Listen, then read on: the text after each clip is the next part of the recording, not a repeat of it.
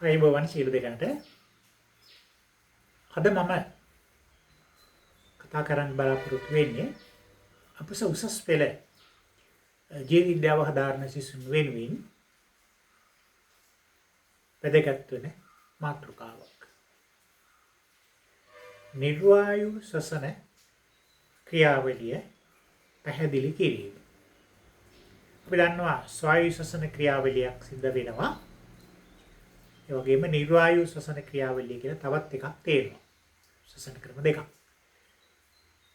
මම මේ වෙලාවේ කතා කරන්න යන්නේ මේ නිර්වායු ශ්වසන ක්‍රියාවලිය කොහොමද සිද්ධ වෙන්නේ කියලා.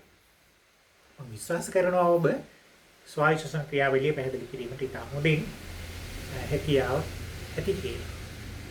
බලමු වෙන වෙලාවක ස්වායු ශ්වසන ක්‍රියාවලිය සාකච්ඡා කරන්න. හොඳයි. නිර්වායු ශ්වසන ක්‍රියාවලිය සිද්ධ වෙන්නේ අණුක ඔක්සිජන් භාවිතා නොකර.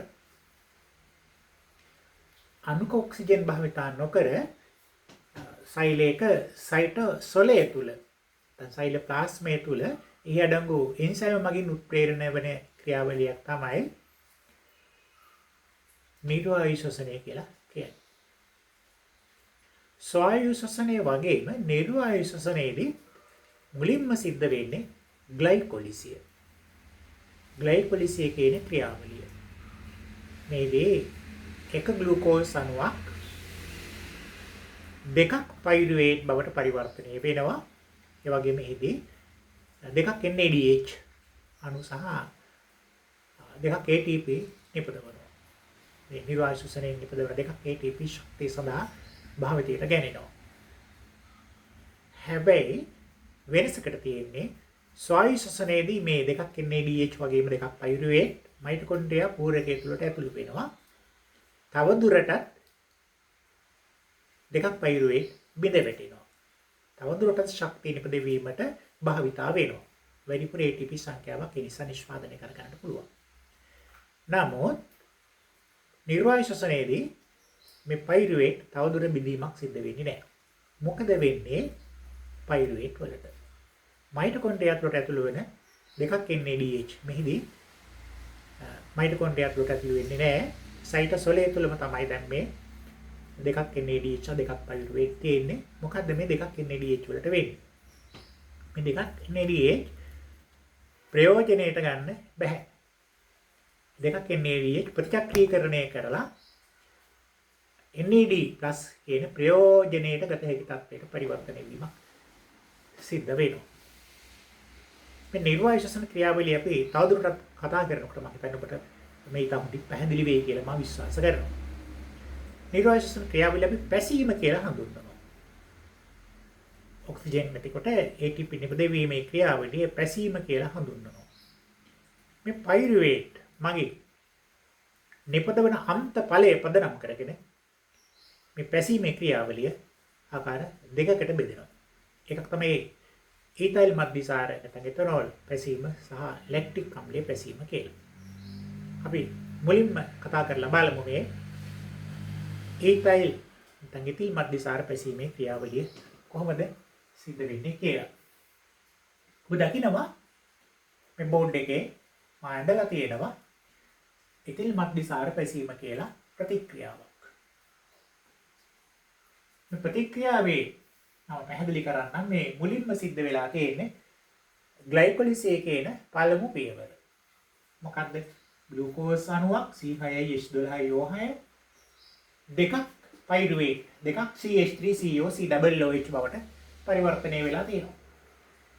ග්ලූකෝස් පයිරුවේට් අණු දෙකකට බිඳ වැටෙනවා. එහිදී ADP අණු දෙකක් ෆොස්ෆේට ලබාගෙන දෙකක් ATP සහ දෙකක් NAD+ දෙකක් NADH බවට පත් වෙනවා.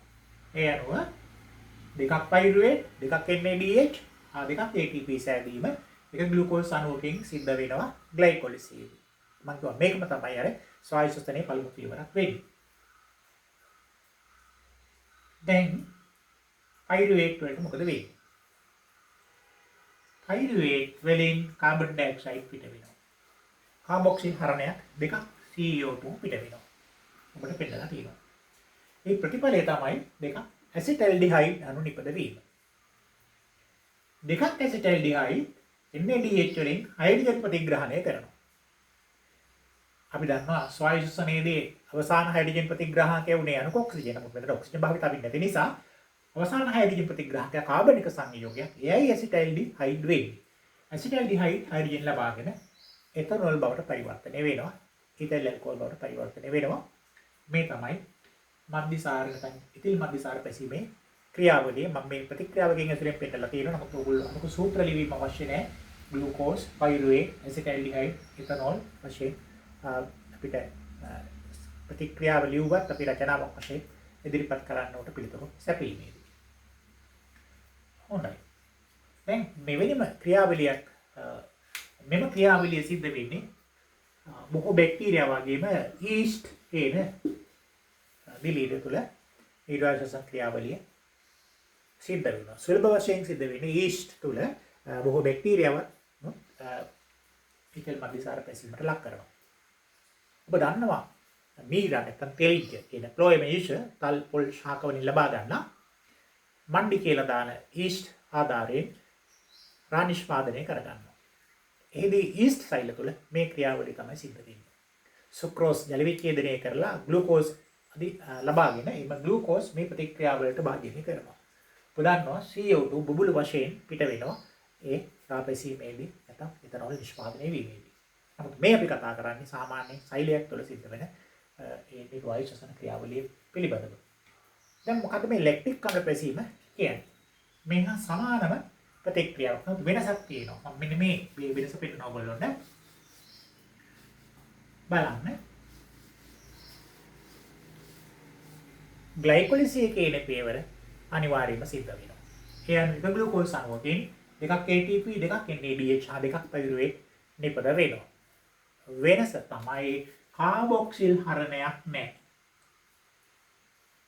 ඇසිටල්ඩිහයිඩ් නිපදවීමක් නැහැ. එහෙමනම් කෙලින්ම මෙන්න මේ පයිරුවේට් කියන කාබනික සංයෝගයේ අවසාන හයිඩ්‍රජන් ප්‍රතිග්‍රාහකය වශයෙන් ක්‍රියා කරනවා. අවසාන හයිඩ්‍රජන් ප්‍රතිග්‍රාහකය වශයෙන් පයිරුවේට් දෙකක් NADH වලින් හයිඩ්‍රජන් ලබාගෙන දෙකක් ලැක්ටික් අම්ලය නිපදවනවා. බලන්න මේ පයිරුවේට් කියන්නේ CH3COCOOH. නමුත් ඇත්තටම පිළිතුරු සැපීමේදී මේවා භාවිතා කරන්න අවශ්‍ය නැහැ. ඔබට දැනුම අවබෝධය සඳහා පමණයි මම කියන්නේ. හයිඩ්‍රජන් ලබා ගැනීම නිසා මේමයි ලැක්ටික් අම්ලය බවට පරිවර්තනය වෙනවා. කවුද මේ ලැක්ටික් අම්ලය නිෂ්පාදනය කරන්නේ? සමහර දිලීර වර්ග, ඒ වගේම බැක්ටීරියා ලැක්ටික් අම්ල බැක්ටීරියා අපි දන්නවා කිරි මුද වෙනකොට යෝගට් නිෂ්පාදනයේදී වැදගත් වෙන බැක්ටීරියාවක් තමයි මේ ලැක්ටෝබැසිලස් කියන්නේ. ලැක්ටික් අම්ල බැක්ටීරියා ලැක්ටික් අම්ල නිපදවීමෙන් තමයි ওই කිරි කැටි ගැසීම සිද්ධ වෙන්නේ.